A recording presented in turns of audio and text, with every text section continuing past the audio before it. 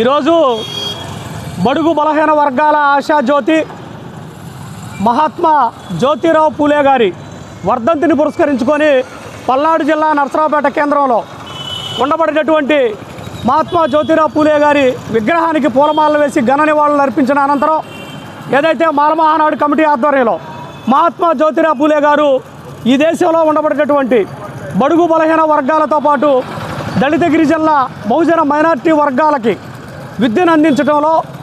అణగారిన వర్గాలని విద్య ద్వారా డెవలప్ చేయడంలో మొట్టమొదటిగా తన భార్య సావిత్రిబాయి పూలేని చదివించి మొట్టమొదటి మహిళా ఉపాధ్యాయురాలుగా చేయించి ఈ దేశంలోనే విద్యని ఏ విధంగా పేద ప్రజలకు అందించాలనేటటువంటి విషయాన్ని పేద ప్రజలకు అందించినటువంటి ఘనత మహాత్మా జ్యోతిరావు పూలే గారిది. కానీ ఈ జ్యోతిరావు పూలే గారిని కేవలం ఒక బీసీలకు మాత్రమే అంటగడుతూ, కేవలం కొన్ని వెనకబడినటువంటి వర్గాలకే అంటగడుతూ ఈరోజు అంబేద్కర్ అంటే దళితవాదిగా, బీసీలకి పూలేవాదిగా,